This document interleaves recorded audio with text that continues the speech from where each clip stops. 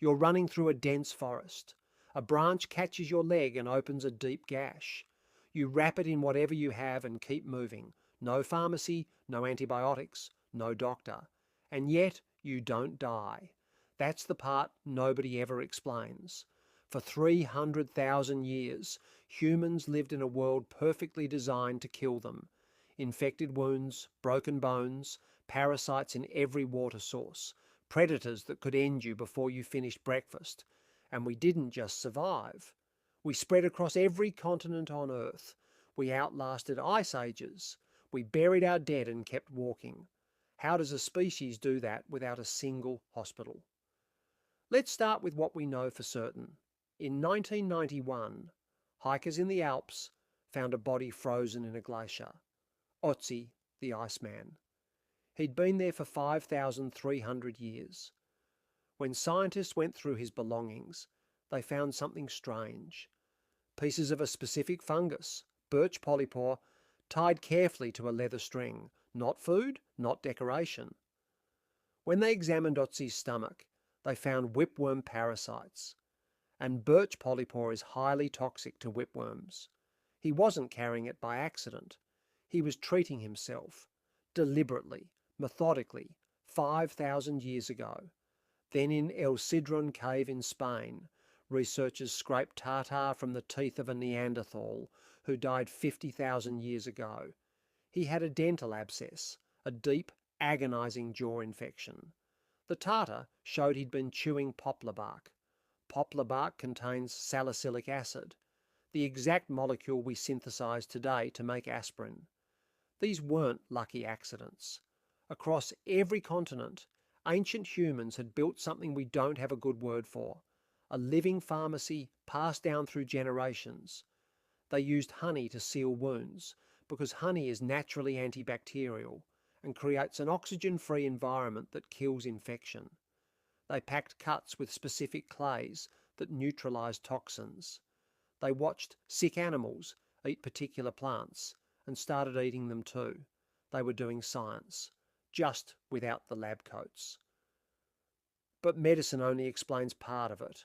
The deeper answer is harder to sit with. For most of human history, an enormous number of people simply didn't make it. Infant mortality was brutal. Estimates suggest that up to half of all children died before their 15th birthday. Not from war, not from predators, from infections, from fevers, from things we treat today with a 3-day course of pills. That sounds like tragedy. And it was. But biologically, it also created something. The people who survived weren't average. Their immune systems had been tested in ways ours simply haven't. When anthropologists examine the skeletons of adult hunter-gatherers, they find frames that are taller and denser than early farmers who came after them. If you made it to adulthood in that world, your body was already a survivor. Not because ancient humans were a different species, but because the ones who were left were the ones who'd already beaten everything their environment threw at them. And then there's the world they lived in. Today, a new pathogen can board a flight in one city and show up in 6 countries before anyone knows it exists. We live stacked on top of each other in cities of millions, sharing air, sharing water, sharing surfaces. When disease moves through a modern population, it moves like fire through dry grass. Ancient humans lived in bands of 30 to 50 people. If a deadly infection entered a camp, it might devastate that group entirely. But it stopped there. There was no next village 2 miles down the road, no crowded market, no shared water grid. The isolation wasn't a strategy. It was just how they lived. But it functioned as the most effective quarantine system in human history. And their gut reflected that world too. A diet of wild plants, diverse roots, seasonal fruits, raw animal protein. It produced a microbiome so varied that modern researchers studying remaining hunter-gatherer populations describe it as almost incomparable to what we carry now. They didn't have the chronic inflammation that underlies most modern disease. They didn't have the autoimmune conditions.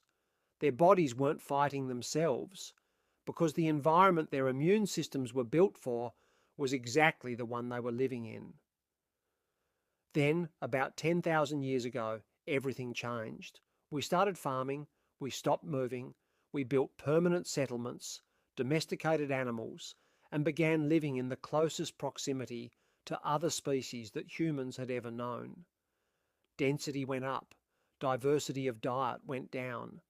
Cholera, smallpox, tuberculosis, diseases that require large, dense, sedentary populations to survive, emerged and began their long run through human history. We had created the conditions for plagues that hunter-gatherers had never faced, and we spent the next 10 millennia trying to invent our way out of the problem we'd invented ourselves. Modern medicine isn't separate from civilization. It's the bill civilization sent us. Today you won't die from a scraped knee. You'll live longer than any human in the 300,000 years before you. The science we've built is genuinely miraculous, and it would be dishonest to pretend otherwise. But the ancient humans who survived without any of it weren't just lucky. They had pharmaceutical knowledge encoded in plants and passed through generations. They had immune systems forged by a filter we would never wish on anyone, but which produced something extraordinary in the people it didn't take. And they had a way of living, spread thin across a vast world, that made catastrophic contagion almost impossible. They didn't survive despite having nothing. They survived because of how completely they understood the world they actually lived in. We just stopped living in it.